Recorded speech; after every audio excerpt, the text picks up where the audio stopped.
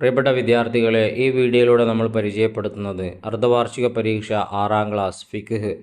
പ്രധാനമായും എന്തൊക്കെ കാര്യങ്ങൾ ശ്രദ്ധിക്കണം, എത്ര പാഠങ്ങൾ പരീക്ഷയ്ക്ക് വേണ്ടി നമ്മൾ പഠിക്കേണ്ടതുണ്ട്, ഏതൊക്കെ പാഠങ്ങളിൽ നിന്നാണ് കൂടുതൽ ചോദ്യങ്ങൾ വരാൻ സാധ്യതയുള്ളത് എന്നീ വിഷയങ്ങളെക്കുറിച്ചും കഴിഞ്ഞ വർഷങ്ങളിൽ നടന്ന 2 പരീക്ഷയുടെ ചോദ്യപേപ്പർ ഉത്തരസഹിതം വിവരിക്കുന്നതുമായ നല്ലൊരു വീഡിയോയാണ്. ഇത് കാണുന്നതിലൂടെ തന്നെ നല്ലൊരു മാർക്ക് നമുക്ക് സ്കോർ ചെയ്യാൻ പറ്റും. മുഴുവനായി കാണാൻ വേണ്ടി പ്രത്യേകം ശ്രദ്ധിക്കുക.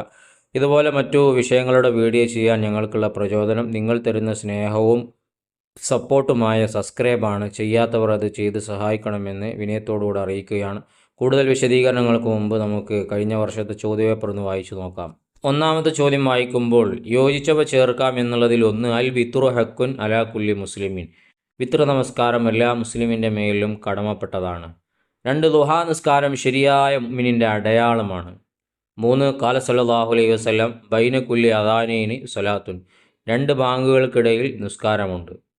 4, വിത്ർ നിസ്കാരം പൂർണ്ണമായത് 11 റക്അത്താണ്.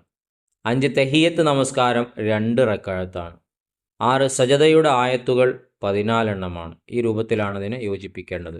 അടുത്ത ചോദ്യം നോക്കാം. വളരെ സാധ്യതയുള്ള 4 ചോദ്യങ്ങൾ. 1, സലാത്തു ദുഹ സൂര്യൻ ഉദിച്ചു ഉയർന്നതു മുതൽ ഉച്ച വരെയാണ്.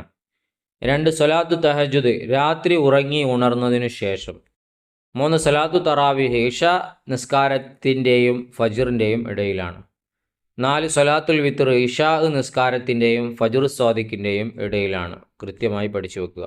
മൂന്നാമത്തത് പൂർത്തിയാക്കാം എന്നുള്ളതിൽ 1, മുനാഫിക്ക് ലുഹാ നിസ്കരിക്കുകയോ സൂറത്തുൽ കാഫിറൂൻ ഓതുകയോ ചെയ്യില്ല. 2, മാക്കാൻ റസൂലുള്ളാഹി സ്വല്ലല്ലാഹു അലൈഹി വസല്ലം യസീദു ഫി റമദാന വലാ ഫി ഗൈരിഹി അലാ 12 റക്അത്ത്. നബി സല്ലല്ലാഹു അലൈഹി വസല്ലമ തങ്ങൾ റമദാനിലും അല്ലാത്തപ്പോഴും 11നേക്കാളും കൂടുതലാക്കില്ല. അവിടെ ചെറിയൊരു അക്ഷരം വിട്ടുപോയിട്ടുണ്ട്, വേർഡ്. മൂന്നാമത്തത് സഹ്വ് എന്നതുകൊണ്ട് ഉദ്ദേശിക്കപ്പെടുന്നത് നിസ്കാരത്തിൽ സംഭവിക്കുന്ന ചില ഇടർച്ചകളാണ്. 4, തഹജ്ജുദിൻ്റെ റക്അത്തുകൾക്ക് നിശ്ചിത കണക്കില്ല. അടുത്ത ചോദ്യം 4, ഉത്തരം എഴുതാം. 1, സലാത്തു തസ്ബീഹ് എന്നാൽ എന്ത്? 300 തസ്ബീഹോടുകൂടെ നിസ്കരിക്കപ്പെടുന്ന 4 റക്അത്ത് സുന്നത്ത് നിസ്കാരമാകുന്നു അത്. 2, തറാവീഹ് എന്ന പദത്തിൻ്റെ ഭാഷാർത്ഥം എന്ത്? വിശ്രമിക്കാനുള്ള ഇരുത്തങ്ങൾ. 3, രോഗം കൊണ്ടോ മറ്റോ കിബിലക്ക് മുന്നിടാൻ കഴിയാത്തവർ എന്തു ചെയ്യണം? മുന്നിടാതെ നിസ്കരിക്കുകയും പിന്നീട് മടക്കുകയും വേണം. 4, സ്ത്രീകൾക്ക് ധരിക്കാവുന്ന ആഭരണങ്ങൾ ഏതാണ്? അമിതമല്ലാത്ത നിലക്ക് സ്വർണവും വെള്ളിയും. 5, പള്ളിയിൽ പ്രവേശിച്ചവൻ തഹിയ്യത്ത് നിസ്കരിക്കാതെ നിൽക്കണം, ഇരിക്കരുത്. എപ്പോൾ? ജുമുഅയോ ജമാഅത്തോ തുടങ്ങാൻ സമയം. അടുത്ത ചോദ്യം ക്രമത്തിലാക്കാം എന്നുള്ളതാണ്. ഇദാ ദഖല അഹദുക്കും അൽ മസ്ജിദ ഫലാ യജ്ലിസ് ഹത്താ യുസല്ലി റക്അത്തൈനി. പള്ളിയിൽ നിങ്ങൾ പ്രവേശിച്ചാൽ 2 റക്അത്ത് നിസ്കരിക്കുന്നത് വരെ നിങ്ങൾ ആരും ഇരിക്കരുത് എന്നാണ് അതിൻ്റെ അർത്ഥം. 6, 2 വീതം എഴുതാം. 1, ഹുഫയുടെ മേൽ തടവൽ അനുവദനീയമാകാനുള്ള ഷർത്തുകൾ. ഹുഫ ശുദ്ധിയുള്ളതായിരിക്കുക. 1, ഞെരിയാണി ഉൾപ്പെടെ മറയുന്നതായിരിക്കുക. 2, ഉള്ളിലേക്ക് വെള്ളം കടക്കാതിരിക്കൽ. 3, 2, സഹ്വിൻ്റെ സുജൂദിൻ്റെ കാരണങ്ങൾ. അബ്ആദു സുന്നത്തുകളിൽ നിന്ന് ഒന്നിനെ മനഃപൂർവമായോ മറ്റോ ഒഴിവാക്കുക. മനഃപൂർവ്വം ചെയ്താൽ നിസ്കാരം ബാത്തിലാകുന്നതും മറന്നു ചെയ്താൽ ബാത്തിലാകാത്തതുമായ ഒരു കാര്യം മറന്നു ചെയ്യുക. ചെയ്ത കാര്യത്തിൽ സംശയമുണ്ടാവുക. ഈ സമയങ്ങളിലൊക്കെ സഹ്വിൻ്റെ സുജൂദ് ചെയ്യാം. ഇനി 7 പൂരിപ്പിക്കാം. 1, ഖാല തആല യാ ബനി ആദമ ഖുദൂ സീനതകും ഇൻദ കുല്ലി മസ്ജിദ്. 2, സജദ വജ്ഹിയ ലില്ലദീ ഖലഖഹു വസവ്വറഹു വശക്ക സംഅഹു വബസറഹു ബിഹൗലിഹി വഖുവതിഹി ഫതബാറകല്ലാഹു ലഹു അഹ്സനുൽ ഖാലിഖീൻ.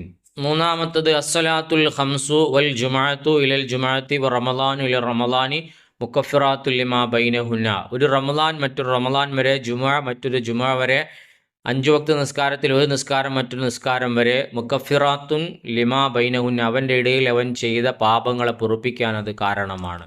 ഈ ഒരു ചോദ്യപേപ്പർ വായിച്ചു കഴിഞ്ഞതിലൂടെ ഏത് രൂപത്തിലാണ് ചോദ്യം വരിക എന്നുള്ളതിനെക്കുറിച്ച് കൃത്യമായ ഐഡിയ നമുക്ക് ലഭിച്ചു കഴിഞ്ഞു.